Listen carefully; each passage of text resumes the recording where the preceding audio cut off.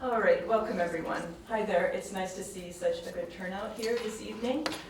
My name is Liza Oliver. I'm the director of the Pluralism Initiative and associate professor of art history.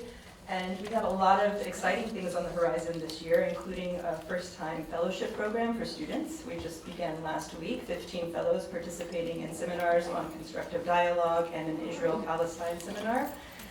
Don't forget to sign in before you leave for the fellows that are here. I see some of you.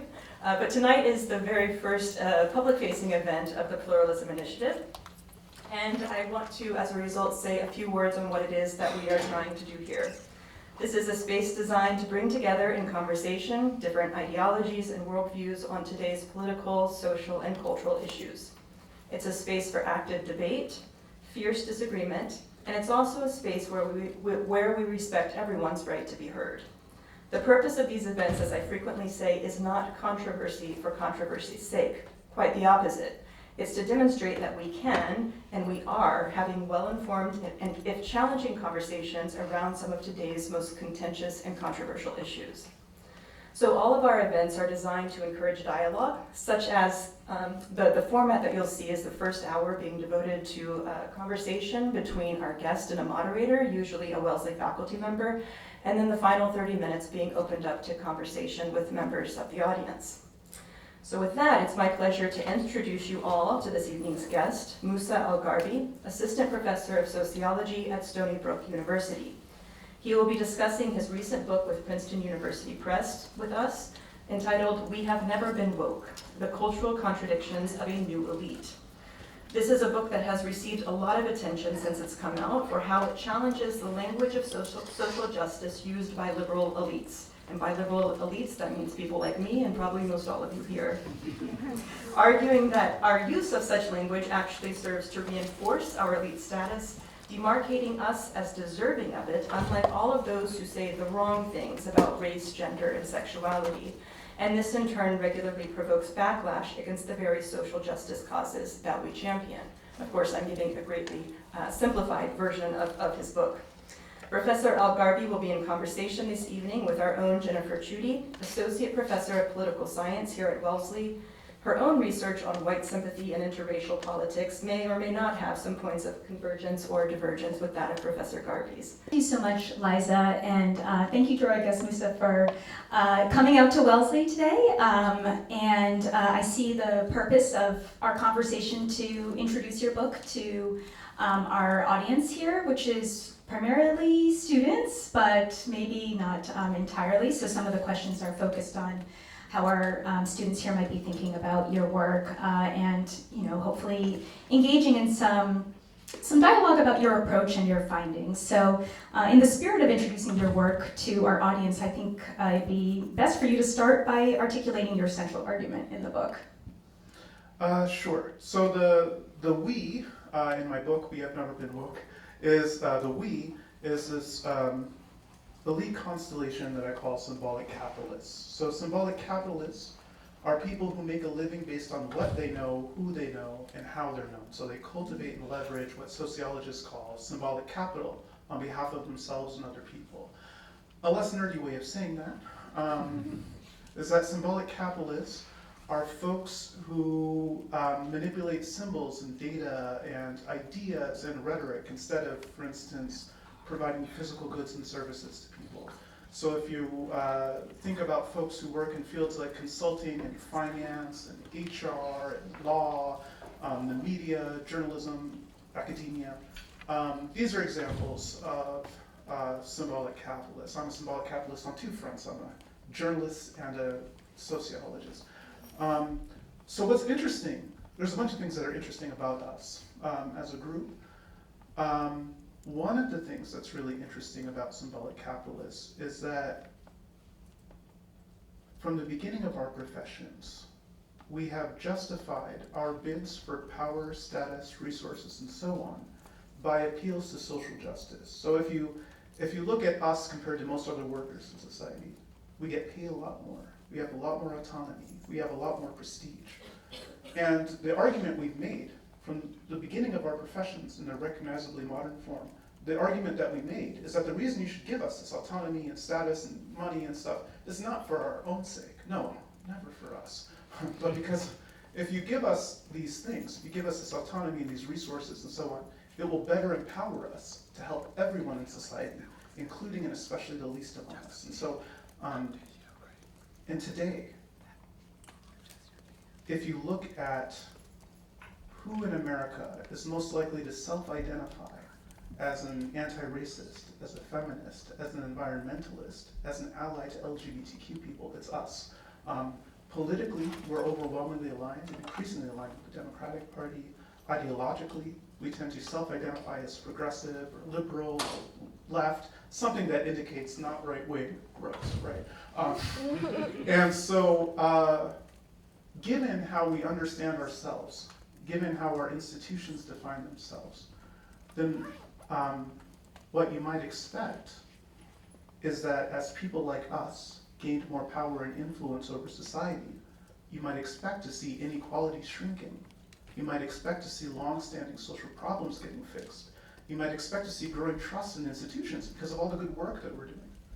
And what the core puzzle the book wants to explore is that, starting in the period between the world wars and accelerating after the 60s, there were these changes to the global economy that radically increased the power and influence of symbolic capitalists over society. Compared to the gap between us and pretty much all other workers has radically, has grown like immense.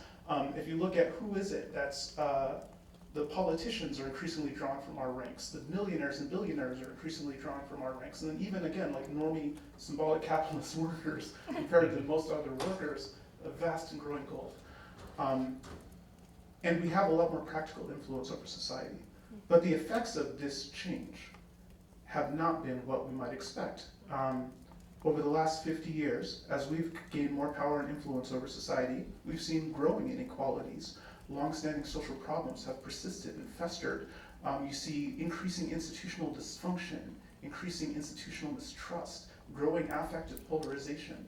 And so the core puzzle the book is trying to wrestle with is like, what's going on here? Why is that? Why do we see the world we actually live in rather than the world we might have hoped or expected, the world that previous generations of symbolic capitalists promised that we would see if we just had more power and influence over society? Thank you. And in your book, you devote a lot of attention to defining this symbolic capitalism. In a footnote, you even say among doctors, surgeons are not symbolic capitalists because they work with their hands, whereas I think you would probably say a radiologist is not working with their hand. I guess they press the button to read the scan. But you also in the book, another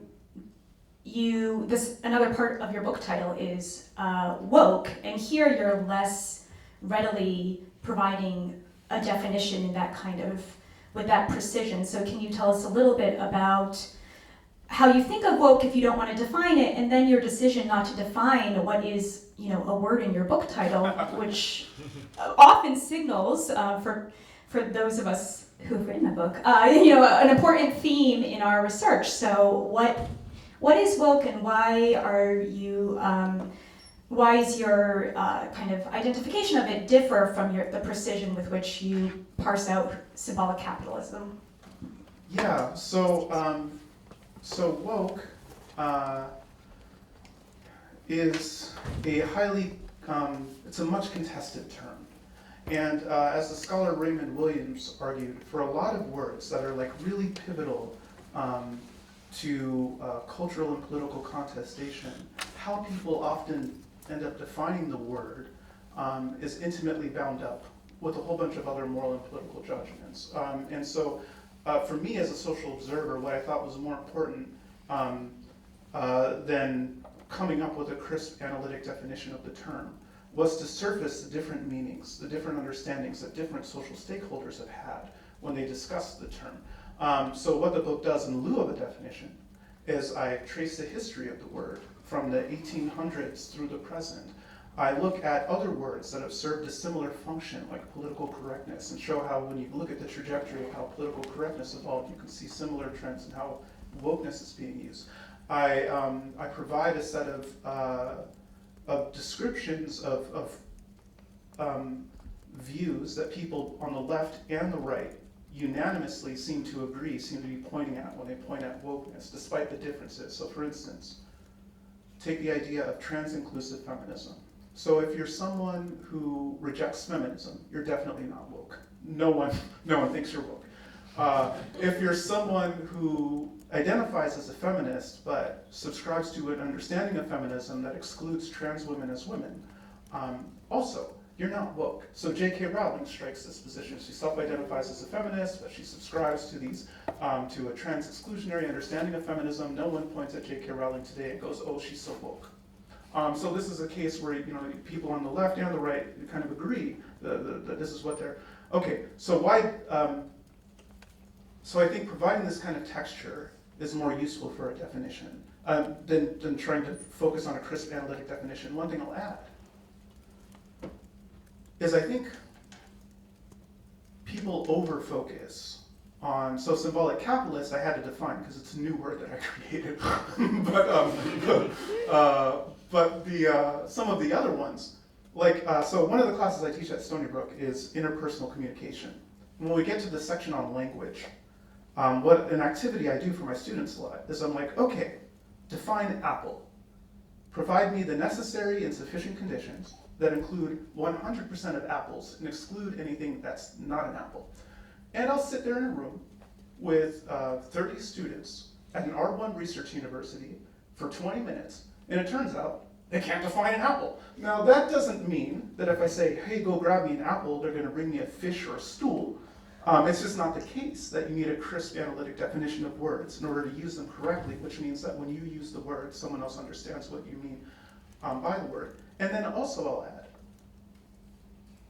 I think there's a lot less at stake in some of these struggles over definitions than a lot of people seem to. So one of the critiques, the book was on balance, overwhelmingly received positively, but one of the more critical reviews, someone said something like, if only Dr. al-Gharbi would have defined the word woke, this would have prevented people like Donald Trump and Ron DeSantis from using it as a term of abuse.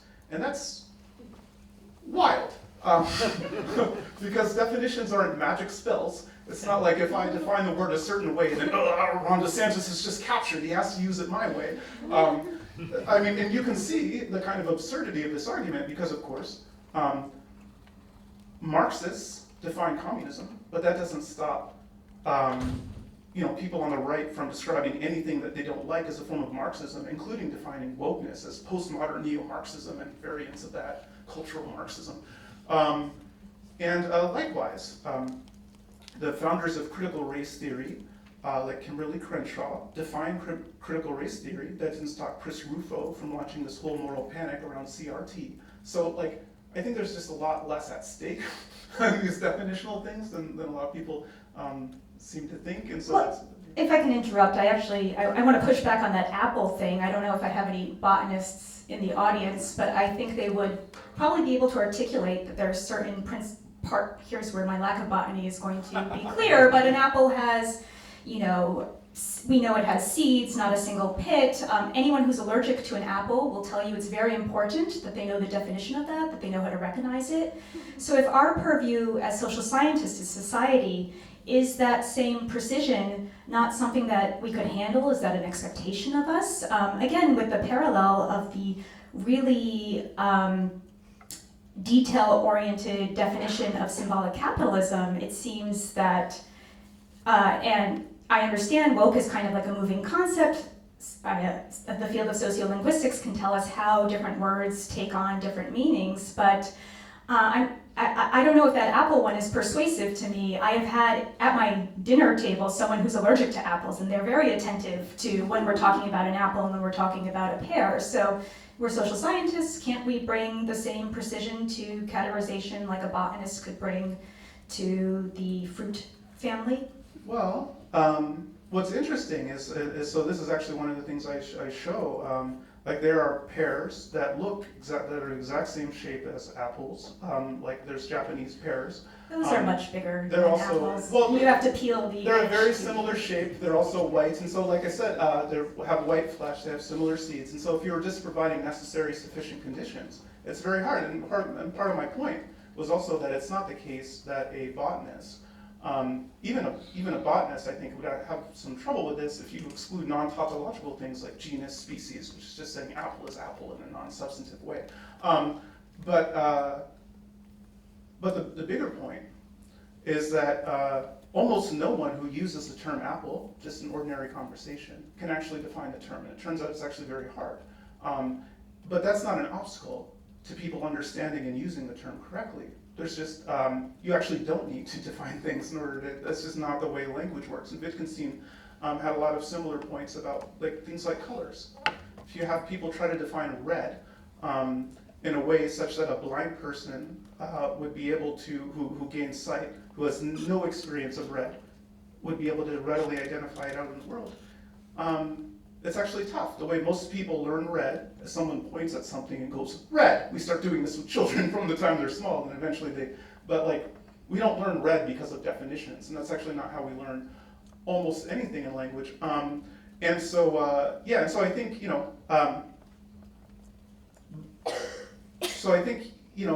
people, when we're discussing a much contested cultural term like woke, what would happen if I had defined woke in the book is that people would have quibbled with this definition and it'd come up with and there'd be some weird argument about definitions that's completely increasingly far removed from the actual thing that we're trying to discuss. And so I thought what was more useful than that would be to, again, walk through different ways that different stakeholders understand the term, to look at the history of the term, to look at, so all of this, I think, provides a much richer texture on what people seem to be talking about when they talk about wokeness than if I adopted a definition that's really useful for my own purposes and then haggled with people about definitions and everything. Oh, okay, yeah, I think this touches on the next question, which is that your work, you say the book draws on an interdisciplinary tradition called I only have the acronym here. I didn't actually spell out what it is. Science, what's the K? Oh, knowledge. Knowledge and technology. And I have in the audience many students who have taken classes with me and read kind of conventional social science books that put forward a theory with definition, and then they have all this kind of evidence that they collect, and you explicitly talk about this approach and how it differs. So can you kind of spell out to the audience kind of why you went with science, knowledge, and technology, and the benefits of that, which I think might align with some of the description you were just talking about with respect to wokeness? Yeah, well, and I'll just add, one of the things I should stress is that even though woke is in the title, the book isn't really, fundamentally, it's actually not a book about wokeness. I don't spend any time looking at the genealogy of ideas like Judith Butler and trying to argue what was Judith Butler right about, what was Judith Butler wrong about, what's the history of other ideas that led up to, I'm not interested in that at all, right? It's fundamentally a book about trying to understand inequality in the political economy of the knowledge profession. So spending a bunch of time haggling over these other kind of things is actually just kind of irrelevant for the purposes of my project. But SCAT, science, which is unfortunate, but science. Yeah, I'll talk to you about that over dinner, but yes, yeah. Science, knowledge, and technology. So what it is it's a field, it's an interdisciplinary field that tries to understand the way that people talk about, think about, and kind of produce a shared understanding of reality. And so a lot of the work that's done in that field is very meta. You produce studies about people conducting studies, this kind of a thing. But one of the things that's really great about the kind of research in SCAT in general is that you can end up by drawing from a bunch of different fields, and it's this kind of really integrative approach that they adopt on this kind of allows you to kind of build this mosaic, to kind of see this bigger picture and build this mosaic, see how the pieces of people who work on issues in political science or in sociology and so on cohere into this kind of a bigger picture that lets you kind of see things that you wouldn't ordinarily be able to see if you were just kind of more narrowly focused on a particular discipline. Yeah, and the book does draw on research from psychology, political science, sociology, economics. Those are kind of the main disciplines that I saw represented. You write a lot about jobs, which is, purview of your own home discipline of sociology and economists. So it has this kind of broad approach. But I'm sorry to say I'm going to go back to definition because without defining woke, you sometimes have to borrow from how those fields are talking about this population. So there might be sometimes, the political scientists might be saying these are Democrats or liberal whites, and perhaps you also talk about these are highly cognizant people, or these are people who are highly educated. So, is that kind of, if you have to rely on other folks' definitions and research, does that kind of cloud your ability to identify this phenomenon? No, I mean, so one of the interesting things, because in addition to relying on other people's work, I also do a lot of independent research of my own. So for instance, my colleagues and I, one of the things that we noticed, that I started noticing in my own research, and is that there was a lot of talk about polarization, for instance. Now usually, because almost all of us who are social scientists are on the kind of blue line of charts, whenever we want to understand something is bad, we usually focus on explaining it in terms of the red line people. If we look at charts about polarization, one of the things that's very clear in a lot of charts is that the blue line folks, starting after 2010, shifted in a dramatic way, while the red line folks mostly stayed on the same line, on the same trajectory that they were on. They didn't shift as much. But because the people undergoing the shift were also the people producing narratives on the shift, there are all these cases that I've shown in some of my work, both peer-reviewed and otherwise, that a scholar can produce a chart that clearly shows the Democrats are driving the polarization, and the whole essay is about how Republicans are going crazy. But one of I started noticing that there was this kind of dramatic shift in the blue line of a lot of charts, and I was kind of curious about what was driving it, and and zooming in more on what was changing specifically. And so with a computer scientist friend of mine, for instance, we analyzed 27 million news articles from 47 media outlets over the past 50 years, and we saw that there was this kind of rapid spike in 2010 on discussion about prejudice and discrimination, all forms of prejudice and discrimination, racism, sexism, homophobia, transphobia, Islamophobia, anti-Semitism, in a way that didn't correspond to anything that was happening in the world, in particular with respect to those particular topics. So this was shifts that predated Me Too, predated Black Lives Matter, predated Trump, and in fact might help explain why Me Too and Black Lives Matter were able to break through.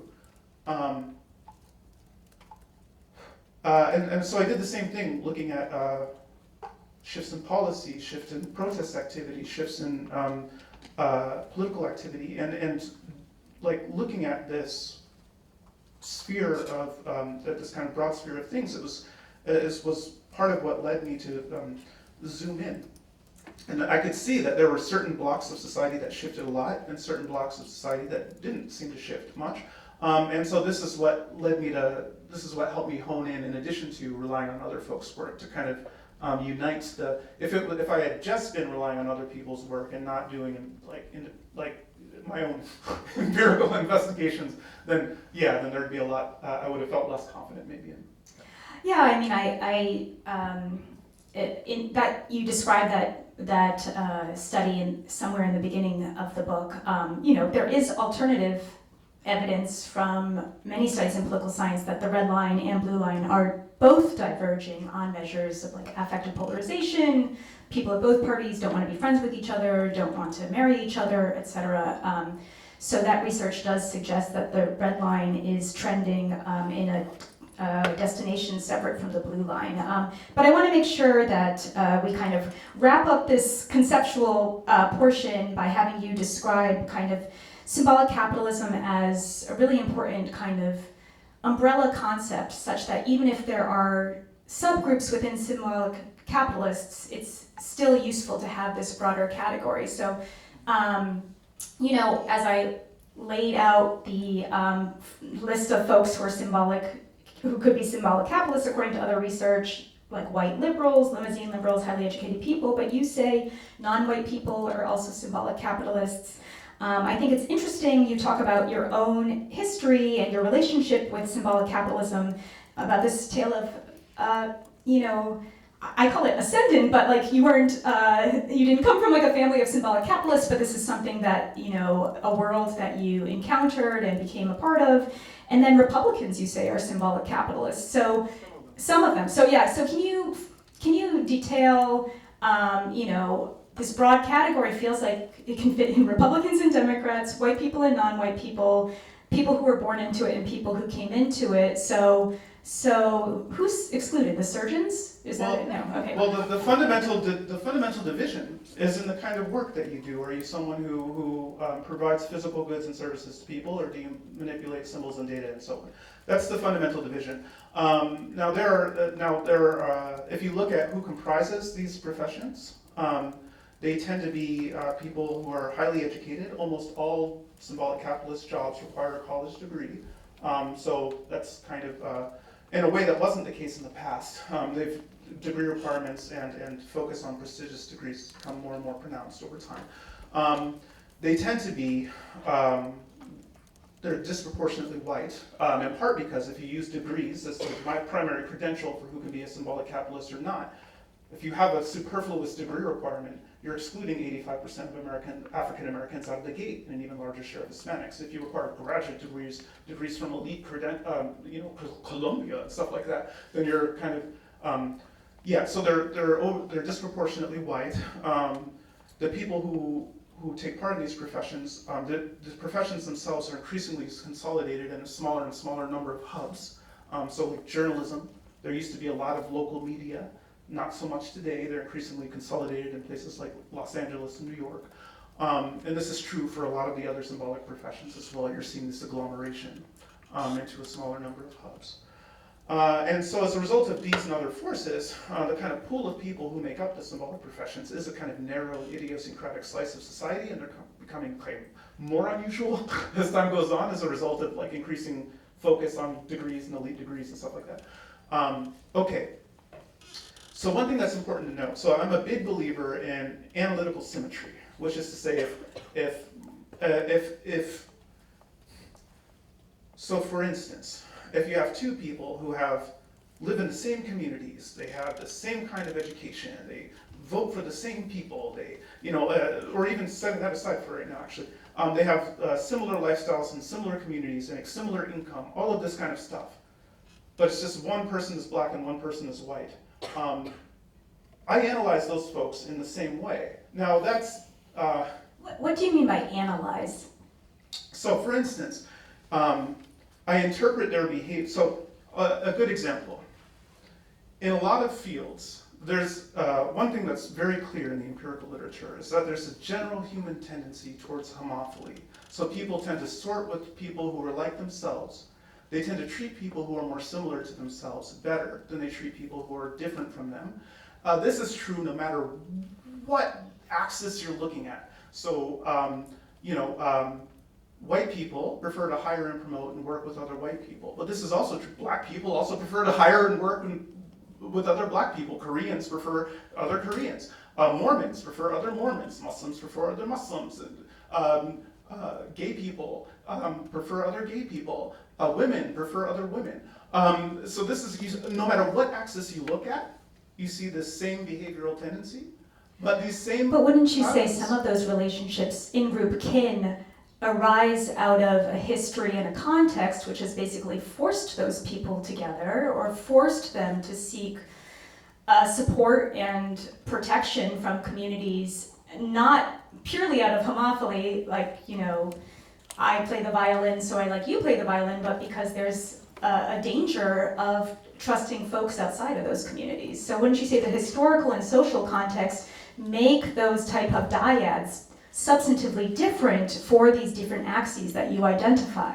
Well, again, so if something is a universal tendency that doesn't seem to vary in a meaningful way across these different, then it seems strange to impart the specific history and culture and experiences of one group to explain this thing when you see it in basically all other groups along all other axes as well. And so one of the things that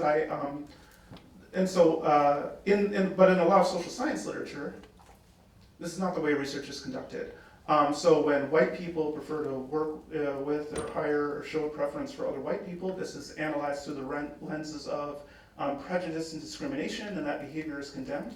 When black people prefer to hire and work with and associate with other black people, these exact same behavioral tendencies are celebrated and praised and analyzed through a completely different analytical repertoire through the lens of social solidarity and things like this.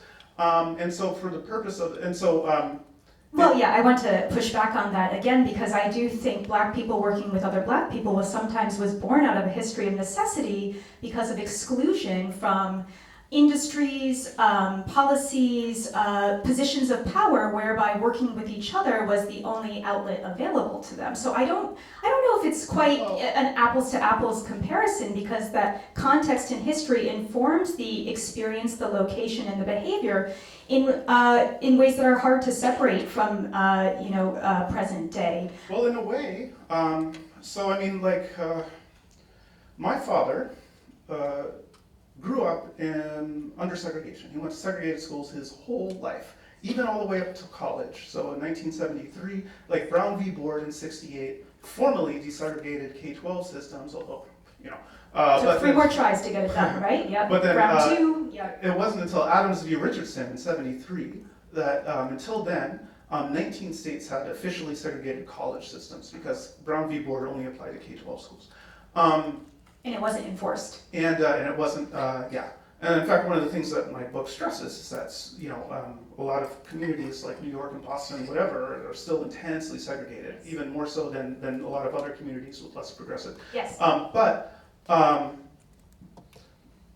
one of the things that I think is important to stress is that when we talk about knowledge economy professionals, actually, there are very few knowledge economy professionals, even the ones who self-identify as black. There are very few knowledge economy professionals who are actually American descendants of slaves. The overwhelming majority, and I show this in chapter 5 of the book, the overwhelming majority, in part because it required degrees, advanced degrees, and degrees from elite places, the overwhelming majority of self-identified black people in the knowledge professions are not American descendants of slaves. They're people of more recent Afro-Caribbean and African origin who have very different risk exposures, community, all this kind of stuff compared to African Americans. And a lot of times we like to elide those differences. So people who don't have those same risk exposures will try to put themselves in the same bucket as other people who do, who have that series of, but more importantly, when we're analyzing the behaviors of symbolic capitalists, we're analyzing the behaviors of elites. These are people that no matter how you slice it, whether you're looking at socioeconomic terms, cultural influence, they're elites. These are not disadvantaged people. And so when I'm analyzing the behaviors of these elites, I analyze them in the same way, regardless of whether they and I also analyze them the same way along ideological lines. So there is, again, if people live in the same communities, they live similar lifestyles, they're part of the same institutions, they're in similar income, but one of them, is a progressive and one of them is a conservative. I analyze them symmetrically, and you see a lot by doing this symmetrical analysis. One of the things, for instance, that you can see is that, in fact, symbolic capitalists as a group, we're kind of funky. The ways that we talk about and engage in morality and politics are weird compared to most other people in society. But what's critical is that we are funky in this way, regardless of whether you're talking about right-leaning symbolic capitalists or left-leaning ones. So there are some conservative journalists, there are some conservative academics, and so on, and they're not really any different than the people they criticize. So an example that I give in the book is that in a lot of the kind of anti-woke spaces and conservative spaces, you hear things like, Ibram X. Kendi, boo, I support the Martin Luther King approach to anti-racism. And it's like, oh, okay, cool. Just out of curiosity, have you organized or participated in any MLK-style social movement to resist war, address poverty, really anything that Martin Luther King cared about? And the answer to that question is always no. They're sitting there in front of their keyboards going about the wokes and using that as a stand-in for substantive political action, which is to say they're not doing anything any different than the people they're criticizing. And part of the reason why they focus so much on wokeness, why they believe that these kind of struggles are of world historical importance, of like Western civilization is under threat and all these other kind of hyperbolic things, is because they also take symbols very seriously in a way that puts them out of touch with normal people. So, we just had an election. There's a different party in the White House, people might have noticed. But if you look at what has Donald Trump prioritized since taking office? Well, they changed the name of military bases to, under the Biden administration to get rid of all these Confederate names. We're gonna change them right back. We're going to change the name of the Gulf of Mexico to the Gulf of America. We're going to change the name of Mount Denali to Mount McKinley. All this focus on names and on holidays and on symbols in a way that's just, again, completely disconnected from the kinds of concerns that most people care about. And this is because Donald Trump is also a symbolic capitalist. One of the things that people don't fully understand, because when people think about Trump, they have to think of him as this guy who's like a real estate mogul or something like that. But Trump's non-symbolic businesses were universal failures. He bankrupted himself multiple times. There's this great analysis by Forbes that if he just took his inheritance and just put it in a bank account and left it alone, he would have more money than he had as a result of his. The main way that the reason Donald Trump isn't broke today, almost all of his money is derived from symbolic industry, from his media companies, from licensing his brand, from doing appearances on Home Alone, and from The Apprentice and things like that. Almost all of Donald Trump's wealth is through the symbolic professions. And you can see that he's one of us because, again, he's in office. What's he doing? And he was never woke, to quote the title of your book. Donald Trump was never woke? Was he woke before and now he's no longer? Well, he's anti-woke. And so this is my point, is that a lot of the anti-woke folks, the ways that they engage in politics, the ways they think about politics, it's virtually identical to the people that they're criticizing. Well, yeah, I want to bring this up because we're having such an engaging conversation. I have to cut out section 2 of my questions and move right to section 3, which you've brought up contemporary relevance. I am someone who, like you, worked on a book through a tumultuous period in American politics, and by the time I wrote the conclusion of my book and the time the book came out, we were living in a very different political world, and anyone who's written a book will tell you, and I have questions about this too, it takes a long time. So if you're trying to write about contemporary politics, readers can be like, how could this book come out and not mention, the election of Trump? It's because the book has to be written a year before it's submitted. But yeah, as you've seen the world unfold, your book came out last summer, is that right? Pre-election or post-election? Pre-election. So it sounds like is there anything in your book where you're like, it sounds like there's a lot in your book where you're like, this was on the money, Trump's a symbolic capitalist, this explains our politics right now. Are there things that have surprised you that perhaps, because you didn't have a crystal ball, that your book doesn't really help us explain in this this kind of changed politics that we have? I think, so one of the things that's interesting, so the book came out a month before the election, and my publisher, that wasn't the initial plan. It was just, taking a book takes a long time, so it took longer than I wanted. So one of the things the publisher was worried about is that because the book is coming out right before the election, that the election would happen and then no one would care about my nerdy study of the political economy of the knowledge professions from the interwar period to the present. But what ended up happening was that a lot of people the book, again, wasn't written to explain the election, but a lot of people have found the book useful to kind of think about what went wrong and how we got here. And I think one of the ways in which the argument of the book is really revelatory, maybe, it's a weird thing to say about your own work, but is one of the arguments of the book is that the core divide, the core divide that actually explains a lot of the other divides that people talk about. So there's a lot of work on the gender divide, and the growing gender divide in politics, on the urban-rural divide, on the diploma divide. What the book argues is that a lot of these other divisions can actually be subsumed and explained by this kind of more fundamental division, which is the kind of division between the communities and institutions and people who are associated with the symbolic professions and those who are more distant. This is a useful division. One of the things that it elucidates, that kind of traditional class analyses, because a lot of the other names for symbolic capitalists, they describe them as a creative class, a professional managerial class, a lot of class terms. Part of the reason I didn't go with that, even though I hate neologisms, I didn't want to make up a new word. But the reason why I didn't go with one of the existing class terms was because this elite constellation is not really a class in the traditional sense. In almost all of the symbolic professions, there's this schism where you have one group of people who get tons of money, tons of pay, a lot of autonomy, a lot of prestige, and you have another group of people who get paid a lot less, still much more than ordinary workers. And this is a conceptual problem because a lot of people who work in the lower tier, they look at the people up there and they go, "Oh, I'm poor," they're like completely oblivious to how ordinary Americans live.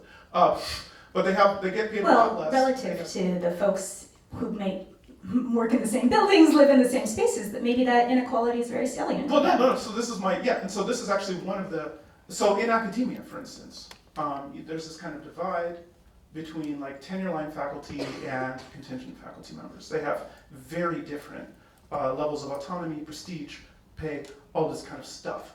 Now, according to traditional class analysis, because these folks are, and you see the similar kind of divide through almost all the symbolic professions. Now, according to traditional class analysis, what you expect is that because these wealthy, whatever people, they have a completely different set of risk exposures, life experience, wealth, all this kind of stuff, that they would have different moral and political views. That's not what you actually see. The adjunct who makes $45,000 a year, and the full tenured faculty member who makes $200,000 a year, they actually think about the world in very similar ways. They vote in very similar ways. Maybe during the primary, the less affluent person prefers Bernie Sanders, and the more affluent person really likes Pete Buttigieg, but they both vote for Kamala in the end. One of the things that's interesting is on the other side of this divide, if you look at workers who provide physical goods and services to people, they're also increasingly sorting into the same party. So like the bosses, the traditional capitalist owners, have voted Republican for a long time in favor of tax breaks and deregulation and stuff like that. But the workers have traditionally been more aligned with the Democratic Party. Over the course of the Great Awakening, and even before that, actually starting in the 70s when this realignment took off, they're increasingly working people in the kind of in traditional capitalist industries have been sorting into the GOP. And this actually is unusual. That's only true for white voters, though. No, it's not. It's mostly true for white voters. So one of the Black vote was 90% plus for the Democrats. Latino vote went majority for the Democrats. Asian vote went majority for the Democrats. Well, yes, there are partitions that are coming off, but one of the things that I showed, so after the election, I published this essay on my Substack called "The Graveyard of Bad Election Narratives," and this is one of the narratives that you hear a lot in progressive spaces, is that the reason Trump won is because of, racism and sexism and things like this. Which is empirically supported by a range of analyses from several different scholars. Well, but there are some deep, deep problems with a lot of this research that my own work has focused on. But more importantly, one of the things that I stress is that if you want to understand why an election went the way it did, you have to look at whose votes shifted. You don't, if you want to understand why the Democrats won in 2008, but then it was closer in 2012, and then they lost in 2016, you don't want to look at this people who voted the same way across all of the electorate, who vote for the same party every time. You can only explain change by appeal to other things that change. You can't explain variance by appealing to a constant. So if you look at whose votes shifted, one thing that you see that I showed, for instance, even starting in 2016, is that Trump didn't win in 2016 because of unusual support for whites. He did worse with whites than Mitt Romney. White turnout was relatively stagnant.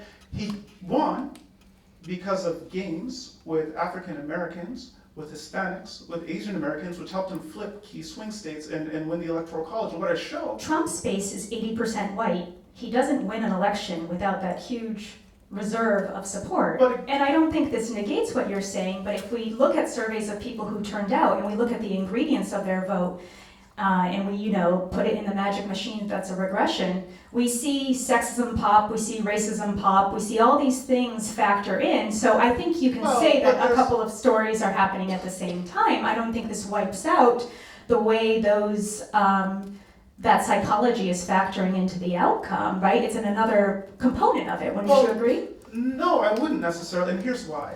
Because if you're a white voter who votes Republican and you would have voted for Marco Rubio and Mitt Romney and you vote for Donald Trump, and you would have voted the same way, though, even if Jeb Bush had won, you still would have voted Republican, and if Marco Rubio had won, you would have voted Republican, and if Herman Cain had won, yes, you you're would a have voted Republican. Yes, yeah. Then yeah, saying they voted because of what Trump was saying, or what Trump's, that's just false. They would have voted no matter what for the Republican. Well, we can control for that. We can control for their party ID.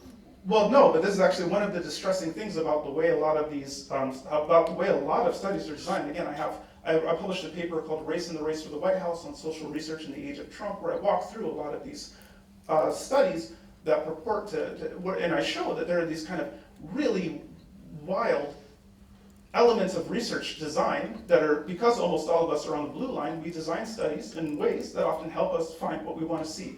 So for instance, there's a lot of work people on the blue line want to see a shift of people of color to the Republican Party? No, they don't want to see that, and that's so why it's been largely largely ignored. But what they do want to see is that everyone who doesn't vote the way that we want is the reason they don't vote the way that we want is because they're bad people. So there's literal designs where the actual design of the study is which negative trait explains why people voted for Trump. Is it that they're more racist? Is it that they're more sexist? We don't even actually do a lot of studies about why would someone vote for Barack Obama? That's not even like an I wrote a book about that. Some white folks, University of Chicago Press. But what I'm saying is, I'll sign it if you have it, yeah. But what I'm saying is, that's if you look at the overall skew of studies, and there are meta-analyses that show yes, the focus is on pernicious. Is why they don't vote for Barack Obama or why they do vote for Republicans, and it's usually focused on which deficit or pathology explains.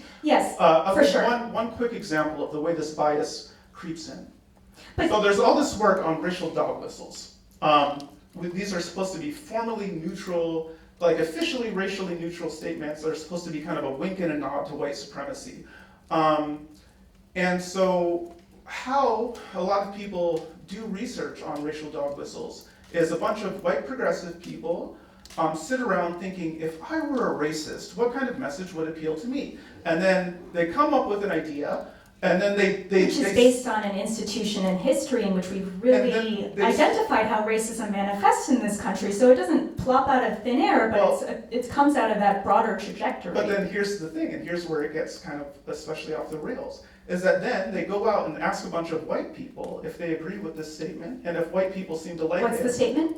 Like, for instance, Trump's statements about immigration or something like that. And then if white people agree with it, if they show significant white support, then they go, ha ha ha, this must be a dog whistle. Now the problem with that is that the whole construct is oriented on the idea that this is a message that uniquely resonates with whites, but they don't often actually see if it uniquely resonates with whites. Well, I think that's a separate study, but I think it's still empirically valuable to see if white folks who have, by virtue of their race and the kind of advantages that come along with it, have internalized some of these things. Well, and this is where definition becomes important. If you define it carefully, then you can parse out the relationship between that and these other factors which are socially interesting and important. Well, the reason why it matters, so one of the pioneers of the racial dog whistle literature, Ian Haney Lopez, after the 2020, in the lead up to the 2020 election, he decided to do what both he and his colleagues basically never do,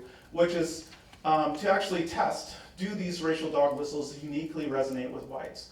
And what he found, so he presented white, black, and Hispanic voters with canonical examples of racial dog whistles drawn from things Donald Trump said about law and order, about immigration, and so on.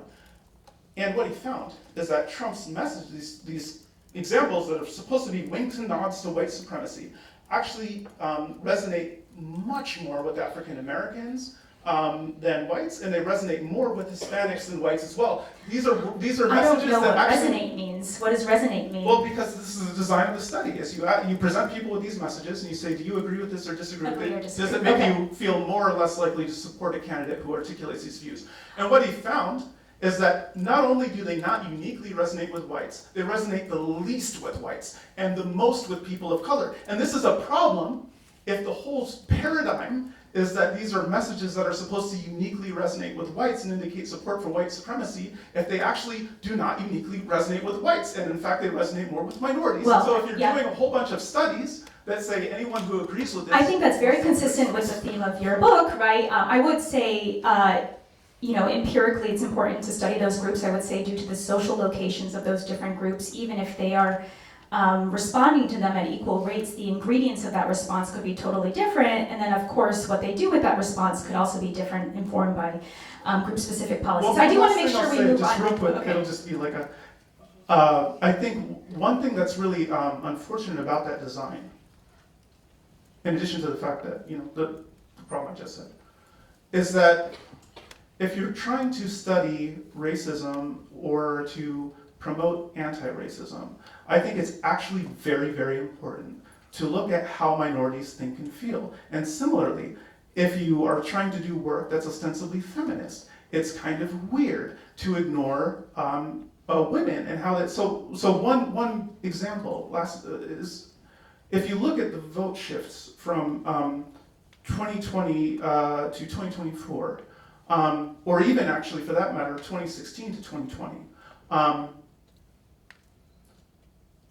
Men did not support Trump at immense levels that are highly unusual for Republican candidates in general. In fact, from 2016 to 2020, men actually voted less for Donald Trump in 2020 than they did in 2016, even as women voted more for Donald Trump in 2020 than they did in 2016. And in 2024, women voted more for Donald Trump than they did the previous cycle. So that's 2 straight cycles of women moving Republican, including non-white women. But one of the things that's important here is that a lot of the work that's designed to look at role of gender in the election are focused on men. Men, misogyny, men. Now this is weird to me for 2 reasons. First, women are a majority of the adult population.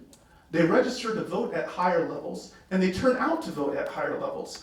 So the overall skew of the electorate is usually significantly skewed towards women. Women play a hugely disproportionate role in shaping virtually all electoral outcomes. So if you only had to pick one subset of voters to look at, it would actually make a lot more sense to focus on women than men. And this was also a cycle in which, had Kamala won, she would have been the first female president. So how women exercise their agency is a really important and interesting question, especially for ostensibly feminist scholarship. It seems like how women exercise their agency is a really important question. But it's been largely neglected to focus on men. And I think well, there's actually, I can send you a whole list of political scientists who focus on women's participation. There's amazing work about if you probably wouldn't be surprised if you disaggregate by race, the relationship between gender and participation, gender and turnout, it kind of evaporates, and a lot of this is based on resources, and traditionally women have fewer resources compared to men. But I want to make sure that, I take your point. At the end of my book, I talk with some of these white folks, and they're like, we want to protest to help black people, and then I quote this study from Pew that asks black people, like, what should people do? And they list protest number 5, and they list voting number 1. So there seems to be a disconnect between what some folks think they're doing to further the cause and what they actually do. But I want to, we're, believe it or not, only 5 minutes away from Q&A. So I want to actually take your book more towards the context we're sitting in now, which is higher ed.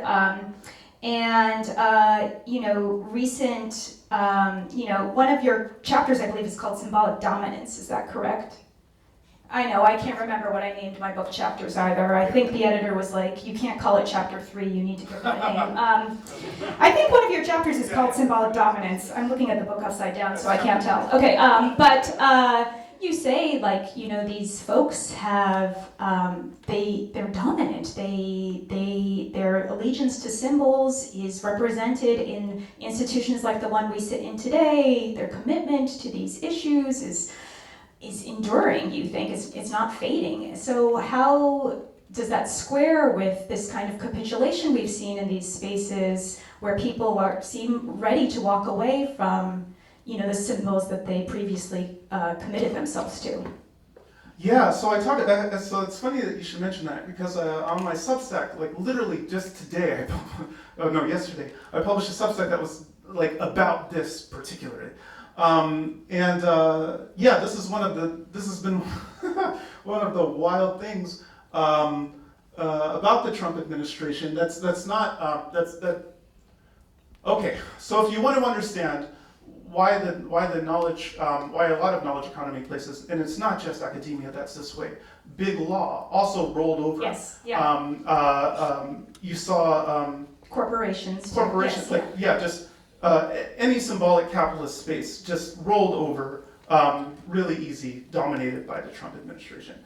And what's striking about this is that it's not that they don't have the ability to push back, the actual ability to push back. So Harvard is older than America. It's the most prestigious educational institution on planet Earth. The amount of resources at its disposal, both in terms of financial resources and in terms of the kind of legal teams they have, the kind of academics, the social ties they have, the politicians, they have all sorts of abilities at their disposal to push back. But when Trump made these, and the same was true for my alma mater, Columbia, but when Trump came to Columbia with a list of demands, they folded immediately. Harvard started engaging in aggressive anticipatory compliance as well, but then Trump, emboldened by Columbia rapidly folding, made this list of demands towards Harvard that were even more dramatic, and some of them were literally impossible to comply with.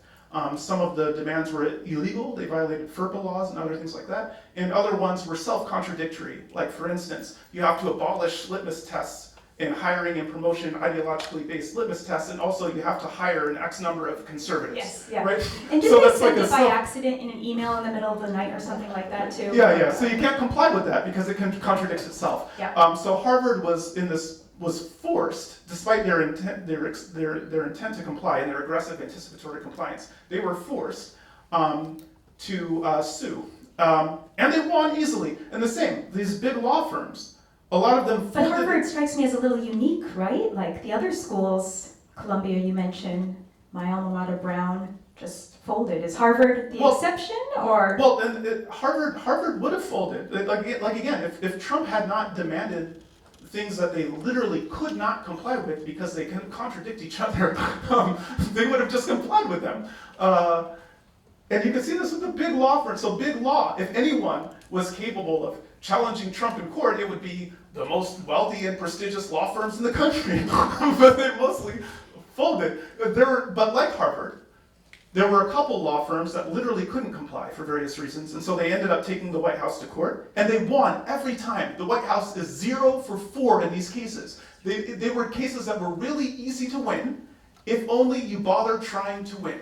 And so why are these institutions not trying to win? Why are they instead waving white flags and rolling over and getting stepped on? Well, the reason I argue, that's resonant with what I argue in the book, is that colleges and universities are not comprised of a random slice of society, and they're not comprised of a representative slice of society. We tend to select for very particular attributes. So for instance, if you look at Harvard, how do you get into Harvard? Well, the kind of people who get into Harvard are people who showed up to class every day and on time, and they don't have any bad disciplinary records, but they do have the right extracurricular activities, and they made sure they submit all their assignments on time in accordance with the specifications of the instructor, and they ingratiate themselves with adults, and they really care what the teacher thinks about them, and this is how they get good letters of recommendation and so on, which is another way of saying that what a lot of our institutions select for are people who are capable, they're very bright, they're smart, but who are also highly conscientious. They get things done. They care about meeting the standards, and they're conformist. The knowledge professions, because they all require college degrees, they also are comprised of people who are highly capable, conscientious conformists. If you look at the people who are in the knowledge professions compared to other people, we tend to also be more status obsessed. We tend to be more risk averse. We tend to be more conflict averse. And this was something I had to get used to. Before I worked jobs, before I was a fancy nerd, I worked, I did freight, and I worked in retail, and I did a whole bunch of other just normie jobs. When you're in these other jobs, well, for one, the people who work in freight and stuff, they're not obsessed about politics in the way that we are. But to the extent that moral and political stuff comes up, people get into discussions, sometimes heated discussions. And getting into these discussions is not a sign of disrespect, and it doesn't ruin relationships. Normie people don't cut off relationships over politics the way people like us do. They get into Do you have evidence for that? Yeah. So I do. In fact, I have a piece that's because also, I know affective polarization is pretty high these days. Well, affective but so there's a difference though between so there's this what my advisor calls the attitudinal fallacy, where sometimes people overestimate polls and they don't look enough at behavior. So if you look at polls, sure, affective polarization is high and it's kind of broad range. Look at but then if you look at who is it that's changing, if you look at dating profiles. Yes, those they've done studies where now we're at an all-time low of people want to select on the opposite party when they look for potential mates. Well, what's interesting, and I talk about this in the thing, is when you actually disaggregate, it tends to be a very narrow subset of the population who lists their political affiliations on their dating profile to begin with, and who talks about how who exhibits in practice this willingness to punish, to disaffiliate with people who are of the opposite political view. That tends to be people who are relatively affluent, highly educated, the kind of people who are in the symbolic professions. In fact, they're the people my read of that research was it's people who are strong partisans on either side, both strong Democrats and small Republicans don't want to be in romantic relationships. Well, this is resonant with what I'm saying, because again, like a big part of my argument is that people who are part of these professions, whether they're on the left or the right, they behave in similar ways, they think in similar ways actually. So yeah, that's but yeah, so one of the things that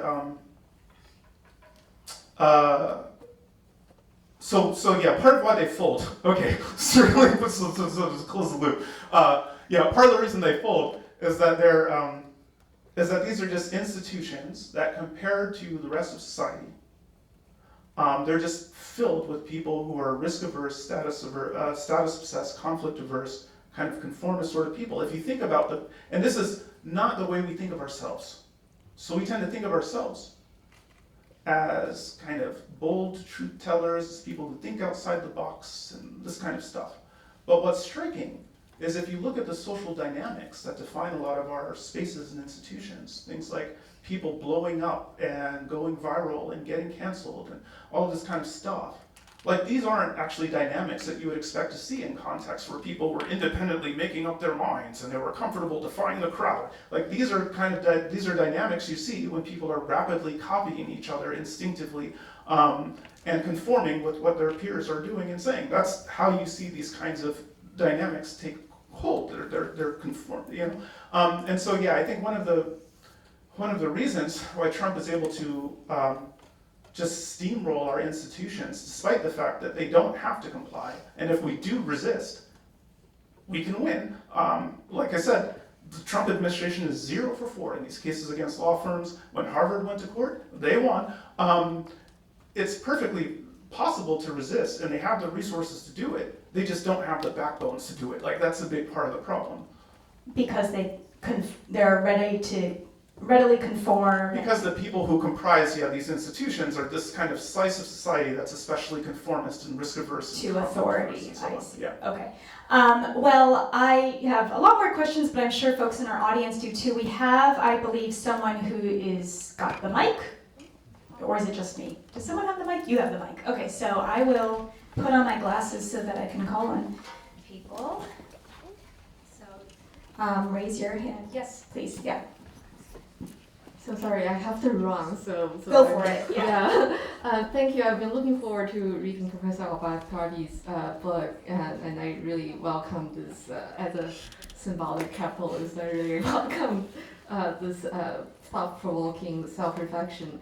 I have not so much a question, but maybe just to chime in on the debate about terminology coming from an intellectual and book historian's perspective. I wonder if we actually have a tool that could be of help. Sorry, I haven't read the book, so I don't know if you talk about this approach. It's called conceptual history or Begriffsgeschichte by originated from Kazalik. So basically, it talks about sort of this class of words that are defined by the fact that they cannot be defined, right? That they're words like liberal or democracy or even like civilization, right? That or heritage, right? Like the words that are sort of part of their feature is that people at any given time have contending definitions for what it is. And the contention for defining it is a way sort of power struggle, probably among ED level manifests, right? So these sort of like very typical German, projects, behind conceptual history is like they publish these humongous volume that does these sort of generation, multi-century diachronic accounts for how these sort of battle for the meaning of this word pans out. So it's there isn't. So you can't really like offer like what's the true definition of democracy, right? From that perspective. So I guess maybe that to me it's to say that maybe Apple isn't a very good example for the problem here, right? That the nature of these kind of words are actually different from apples to begin with. Yeah, that's fantastic. I mean, that's what I stress in the book. As I draw from some other scholars like Raymond Williams, who's similar to Koselleck. Yeah, made a similar argument along those lines that for some of these kinds of terms, the best thing that you can do, the thing that's actually most informative, is to kind of look at the history of the term, look at how different stakeholders are using it, explore the struggle over the term. Yeah, and so that's what I do, and for that very reason, yeah. Thank you. Another question? Yes. Hi, I'm Malika. I'm a student here, and I just wanted to say I think it is interesting how you characterize these universities as being almost maybe weak or complacent or kind of resisting fighting back against the demands of the Trump administration. But And although I do agree with some of that, I do feel like there has been a significant amount of at least legal pushback against the things that the Trump administration is doing, and those have just been thwarted not because of a lack of drive, but because of just straight up the Supreme Court, you know? And so, yeah, I was wondering how you would reconcile that with your conclusion that you made, that it's because people are kind of conformist in these universities, because I don't know if I really see that personally. Well, so far, a lot of the cases involving universities and so on, they haven't really gone to the Supreme Court. And in any event, one of the things that I stress in the Substack article that I mentioned today is that one thing that's striking is that no matter whether you're talking about a Republican court or a Democrat court, no matter whether you're talking about a Republican administration or a Democrat administration, when free speech cases go to court, no matter who the plaintiff is or what the political lean of the judge is, they win overwhelmingly. Like, it's not even close. A First Amendment litigator, David French, said, like, being a First Amendment litigator in America is fantastic. You show up to court, you get your win, you get your paycheck, you go to the next room, and you do the same thing over again. And so, as fun as that sounds, would you say there's some sense that those trends are changing, and maybe the courts have become politicized in such that they're not going to be as fierce protectors for free speech as they had been when it was that fun time that guy described? Well, no. So he was talking about because he's still. I mean, it's still the case actually. That free speech cases, they just overwhelmingly win. And even and in any event. Because we have just in the last week, the government is saying some pretty strong things about free speech, things you can and cannot say coming from the executive branch. Do you think that could trickle down to the other branches of government such that free speech cases wouldn't have a similar trajectory going through the court system these days? Well, again, right now, even the right-wing kind of judges this is one thing that's kind of that's pretty consistently cross-partisan. Now, in part because, for a lot of justices, well understand that the kind of the power you give today to suppress speech that you don't like will almost certainly be used against your side in the very near future when the other people have power. This is something that judges, being not political, not in the scrum of like 4-year politics and whatever. Elected, yes. Across the what judges kind of across the aisle.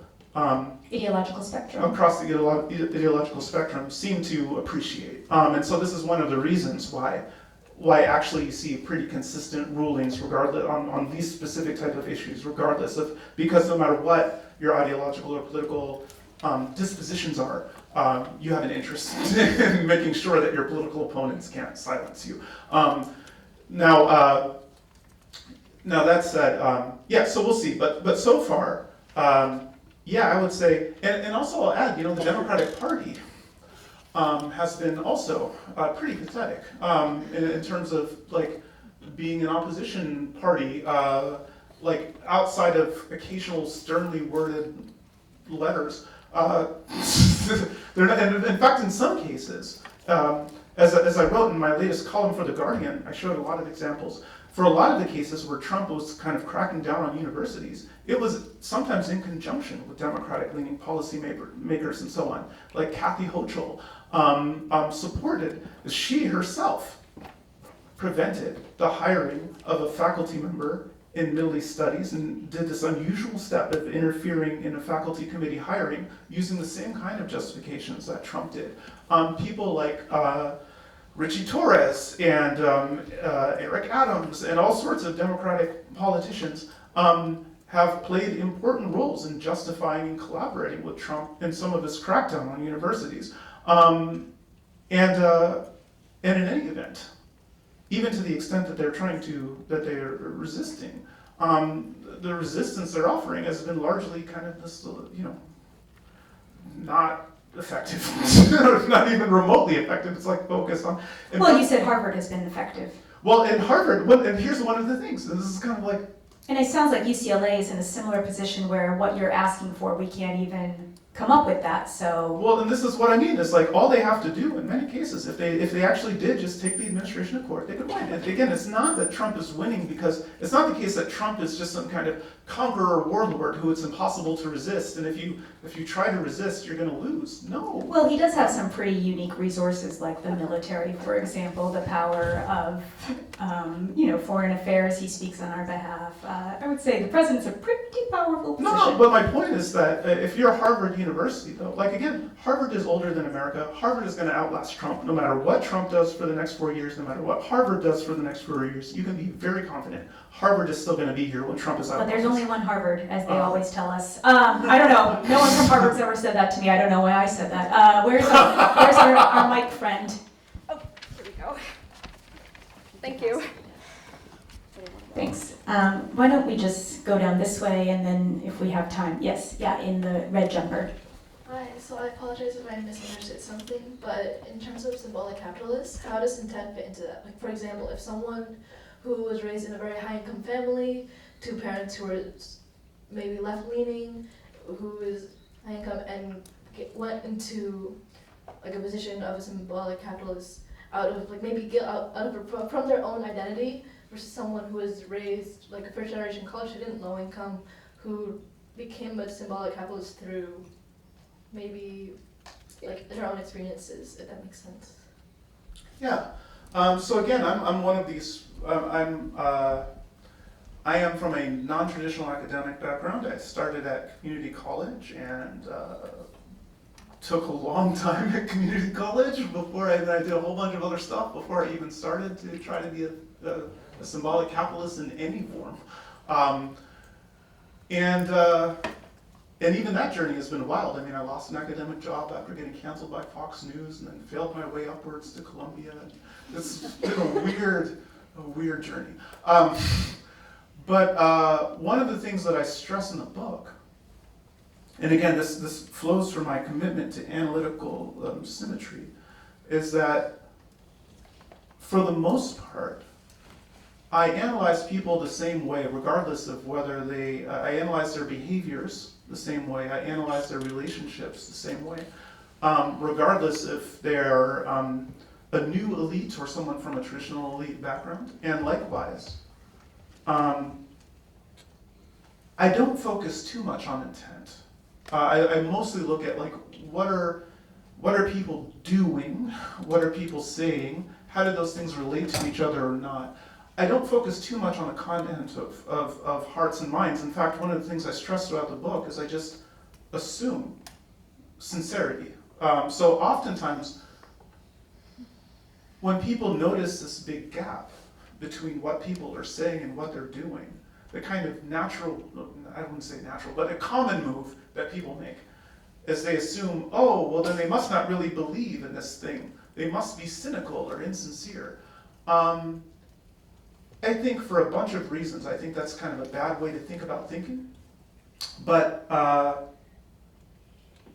so the argument I make in the book is that, again, symbolic capitalists, our professions, and so on, are defined in terms of social justice. But our institutions are some of the most parochial in the whole economy. Our communities are some of the places where poverty, segregation, a lot of other problems like this are some of the most pronounced in the entire economy, despite a lot of wealth at people's disposal. And so the way that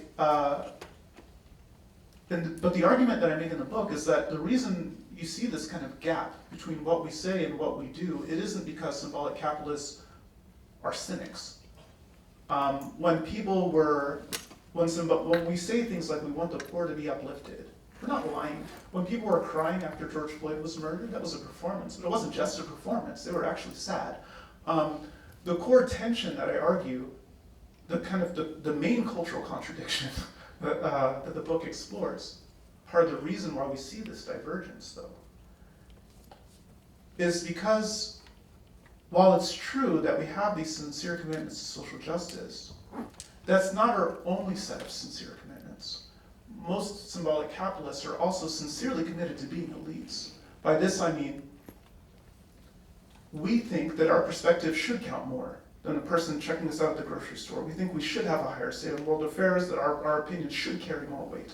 We also think we should have a higher standard of living than the people delivering the packages to our doorsteps every day. And we want our children to reproduce our own social position, or even to do better than us. And this set of drives is also very sincere. And these two sets of commitments are in a fundamental tension, the desire to be an elite on the one hand and an egalitarian on the other.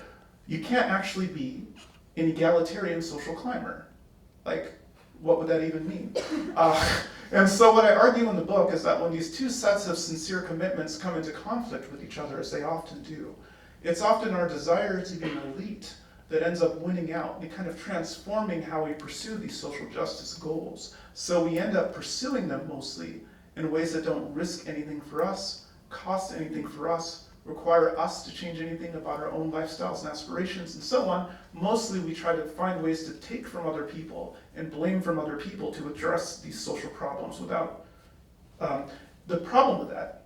Okay, I just want to make sure we had several hands Yeah, up, that's so I'm fine. going to move us right along. Was there someone, if you could come down to the next? I'll give shorter answers, For sorry. sure. Yeah, I'll try to manage the flow. Yeah. Yeah, I thank you both so much for your time, first of all. I actually do have a question for each of you, but maybe I'll just start with time short, right? I should start with the question for Professor al-Gharbi. For our visitor. Of Yeah. course, Come, of course. Come see me anytime.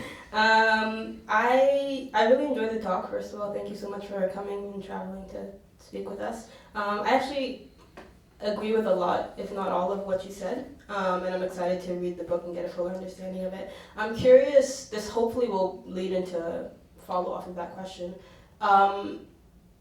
As we in this space, and as a lot of the spaces that Symbolic capitalists. symbolic capitalists occupy, there's a problem that you're stating here, and that we're not actually solving any of the problems that we spend so long articulating and deciding and defining. Is there a solution that we in this not class that you've defined can work towards, or is it something that is now meant, or is it only possible for the working class to be able to resolve this in some way? Yeah, so as a bit of a spoiler, the book ends kind of on a willfully unsatisfying note, because I don't, so usually what happens is like you'll have 6 chapters describing a problem, and then the last chapter is like, and here's my 12 steps. I don't do that. I don't do that for a bunch of reasons. But that said, I do think that there are definitely things that symbolic capitalists can do differently that can help mitigate, that can help interrupt some of these tendencies. So for instance, oftentimes,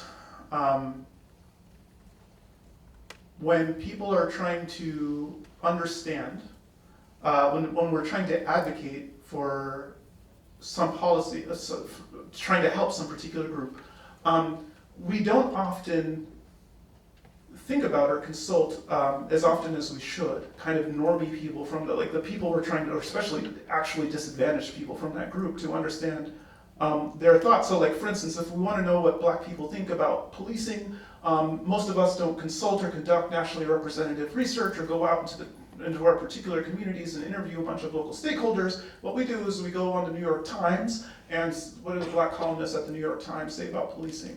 The problem with this is that the kind of folks who populate the New York Times are very, very different. Okay, I'll just give one example and I'll shut up because there's the time thing. But one essay that haunts me, that really, yeah. There's this essay by a writer called Bertrand Cooper. The essay is called Who Gets to Create Black Culture? And what Cooper asks is like, so imagine a world where George Floyd didn't die that day. Things just go a little bit differently. And so he doesn't encounter Derek Chauvin, he just goes about his life and he survives. But imagine in this world, a living George Floyd gets into his mind that he wants to write for HBO, or that he would like to write an op-ed in the New York Times. would he be able to? And the answer to that question is no, obviously not. The New York Times, because he didn't have a college degree. So, after he died, there were all of these Nancy Pelosi, Don the Kente cloth that took a knee. There were all these specials about him, unlimited articles about George Floyd, George Floyd, George Floyd.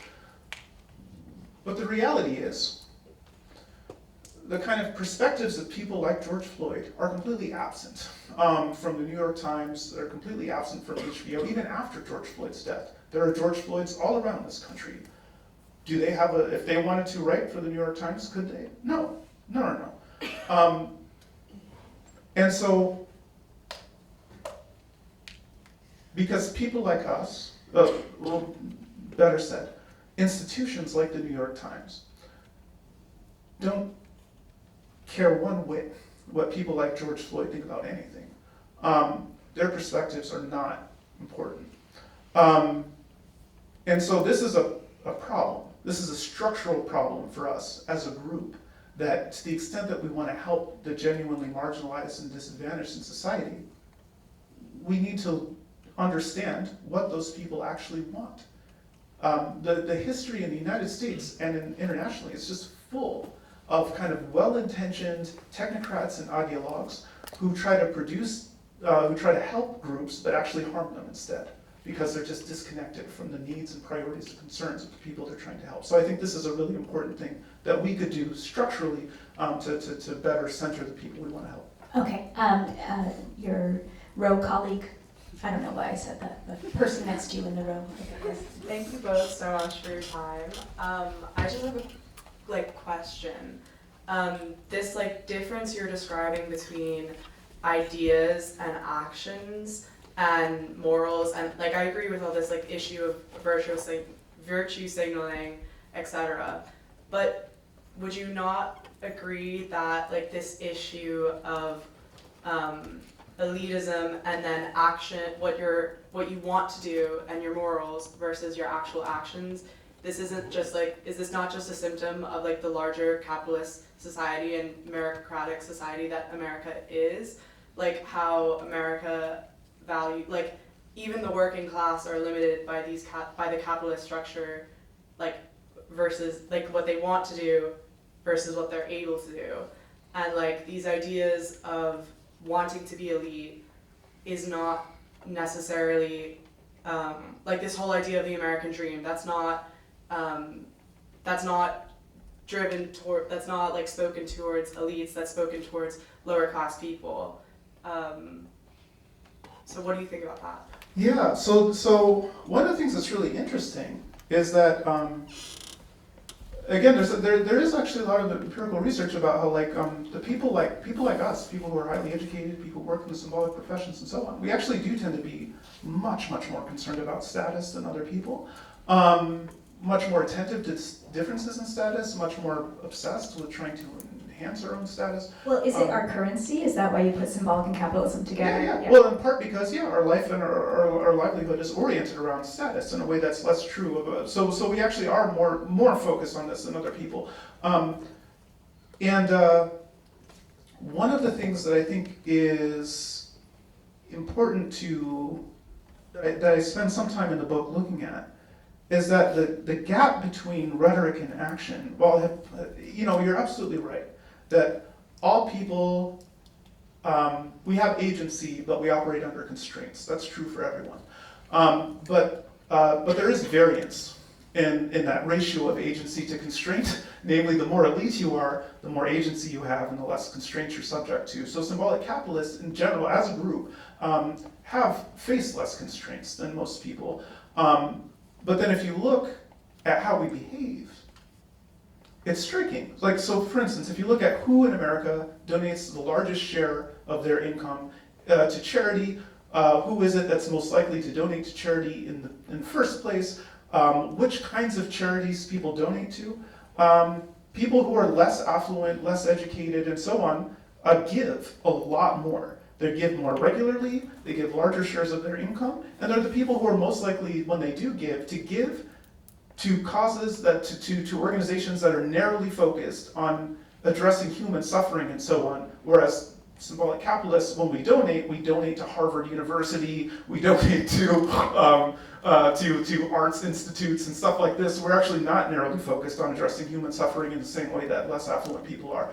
And so there is a deep sense in which, well, you're absolutely right that we do have constraints.